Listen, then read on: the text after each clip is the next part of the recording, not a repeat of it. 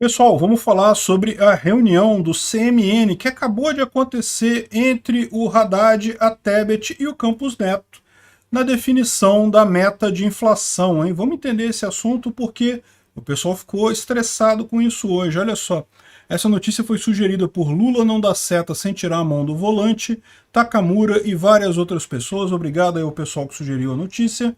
Obrigado a você que está assistindo o nosso vídeo. Se você gosta do nosso conteúdo, por favor, deixe o seu like e se inscreva aqui no canal, né?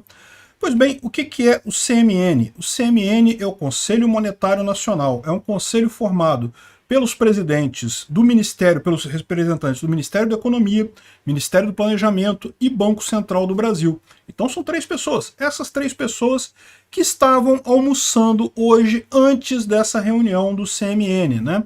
E vocês sabem, a gente tem falado sobre isso nos últimos dias, está havendo uma pressão muito grande sobre o Campos Neto para ele baixar as taxas de juros, né? Isso seria desastroso, seria um absurdo completo. O Lula fica o tempo todo falando de gastar mais, gastar mais, gastar mais, e a verdade é que no final das contas isso deixa todo mundo preocupado com a questão fiscal. E não é só, tipo assim, falar em, né? A gente já viu que o governo aprovou o fim do teto de gastos. O teto de gastos, caso você não saiba, acabou. Aquela aprovação da PEC ano passado, ela não apenas deu mais 200 bilhões para o governo, não. Ela acabou com o teto de gasto completamente, né? Porque ela permite que o governo agora passe uma mera lei complementar, que é muito mais fácil de aprovar do que uma PEC, para substituir o teto de gastos. Então, no final das contas, o governo vai fazer o que ele quiser em termos de teto de gastos a partir daqui, né? Então a gente sabe que tem uma pressão muito grande sobre o Campos Neto para ele renunciar ou para ele baixar a taxa de juros, né?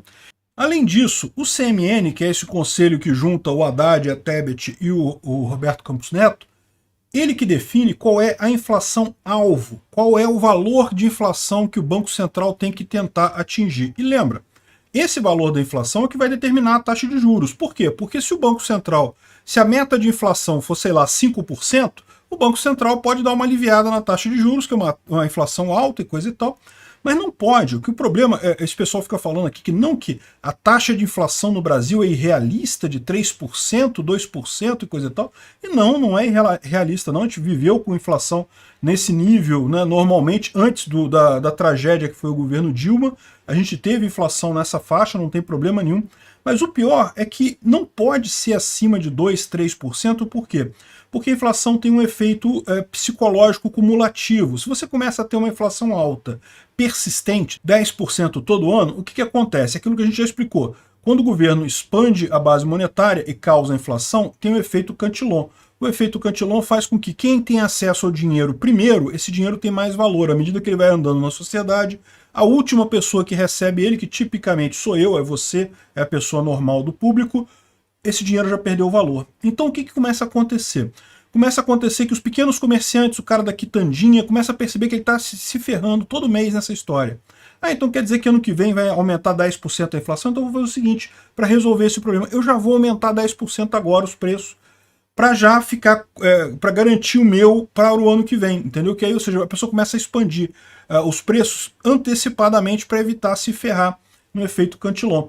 Então, esse que é o problema de você ter uma inflação alta. As pessoas começam a fazer isso e aí você perde o controle. Aí vira uma espiral inflacionária. Cada vez mais vai aumentando a inflação. Por quê? Porque o governo, para conseguir ter o mesmo efeito Cantillon que ele tinha antes, conseguir ganhar dinheiro com a impressão de moeda, ele tem que imprimir ainda mais moeda para fazer isso. E isso vira uma corrida de gato e rato que só piora a situação. Então, é uma ilusão achar que, não, uma inflação de 10% tá bom, não, 2% é muito, é pouco demais, é a inflação europeia e coisa. Então, não, 2% é o valor que o pessoal vê que não tem esse efeito. Acima de 2% você já começa a ter esse efeito. Quando chega a 10% ao ano, já tem esse efeito com muita vontade.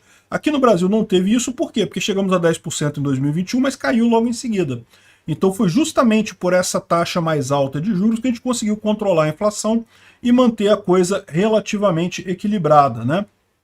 Agora, uma coisa que se temia é que nessa reunião do CMN, como está havendo essa pressão muito grande em cima do Campos Neto, que o pessoal tenha combinado, não, vamos mudar a meta de inflação. A meta de inflação alterou, a gente sobe ela um pouquinho, aí o Banco Central pode abaixar a taxa de juros, né? Era um temor que havia. Quando se soube que o Campos Neto iria almoçar com o Haddad e a Tebet antes da reunião, porque a reunião é um processo formal, né? Eles estão ali no colegiado e coisa e tal, tem ata, tudo certinho. Então, assim, antes da reunião, eles podem bater papo à vontade, almoçaram e bateram papo à vontade. Na reunião, é tudo ali registrado e coisa e tal, é uma coisa muito mais formal, eles não podem fazer. Então, bateram um papo antes, aí que o pessoal ficou com medo. Até porque o Banco Central anunciou uma coletiva de imprensa a partir das 18 horas. E aí o pessoal ficou mais apavorado. Ih, caramba, será que o Campos Neto cedeu, resolveu baixar a taxa de juros, aceitou alguma coisa, ou vai pedir renúncia, coisa? Tem gente falando isso tudo aqui, ó. Ó, a partir das 18 horas, porque não querem acionar o circuit breaker da Ibovespa. E não sei o que lá, que querem mudar a taxa de juros, o outro está pedindo a renúncia do Campos Neto e coisa e tal, né? Então, ou seja, está todo mundo preocupado com isso. Só que saiu agora o voto do Banco Central na reunião de 16 de 2 de 2023, ou seja, de hoje, a reunião do CMN que acabou de acontecer. E o que teve nessa reunião? Basicamente, eles aprovaram o resultado do ano anterior, a mera formalidade. Teve algumas regulamentações que foram alteradas aqui, questão de cooperativas de crédito e não sei o que lá, e coisa e tal, e regulamentação sobre organização e funcionamento de bancos comerciais e bancos múltiplos, e pronto, foi isso que foi aprovado na ata, ou seja, não teve mudança da meta de inflação nessa ata do CMN. Então, menos mal, não foi isso, pelo menos não foi a parte exposta agora. Não quer dizer que eles não tenham combinado alguma coisa com Roberto Campos Neto, sei lá, tenham dado um ultimato para ele. Olha só, se lá para o meio do ano não começar a cair essa taxa de juros, aí a gente vai fazer não sei o que lá, vai aumentar a taxa da inflação. Enfim, pode ter acontecido alguma negociação desse tipo, mas em princípio não foi agora dessa vez. A gente não teve acesso ainda a essa coletiva de imprensa. Quando eles falam a partir das 18 horas, né, eu estou gravando isso agora às 18 horas, pode ser muito mais para frente isso, eu falo em algum vídeo amanhã, mas em princípio não teve isso. Agora, uma outra coisa que pouca gente está falando, e é uma coisa extremamente preocupante, é que o Banco Central decretou a liquidação de duas financeiras, a BRK Financeira e a Portocred. E isso é uma coisa muito preocupante, tá? Já fazia tempo que não tinha falência de banco e financeira aqui no Brasil. As últimas que tiveram foram justamente, olha só que coisa, lá em 2002, 2003, naquela época. E de lá para cá a gente não teve mais isso, por quê? Porque a gente manteve uma certa estabilidade aí na economia. Em instabilidade, bancos e financeiras acabam ganhando muito dinheiro, e é muito estranho esse tipo de coisa estar acontecendo agora. Voltou a acontecer essas quebras aqui. É uma coisa bastante complicada. Quem tem dinheiro em algum fundo dessas instituições deve estar preocupado, não está dormindo fácil de hoje para amanhã, porque o dinheiro ele é garantido por um fundo garantidor de não sei o que lá, Fundo Garantidor de Créditos, FGC, mas funciona até um limite, né? Ou seja, um limite de até 250 mil reais para cada CPF ou CNPJ por instituição financeira, ou seja, quem tinha mais do que 250 mil reais, e pessoas que têm algum dinheiro têm muito mais do que isso geralmente investido, meu amigo, o resto, ó, tchauzinho, tchau, é hora de dizer adeus, tchau. Lembra dos Teletubbies? Então é hora de dizer adeus ao seu dinheiro. Então é muito trágico isso daqui.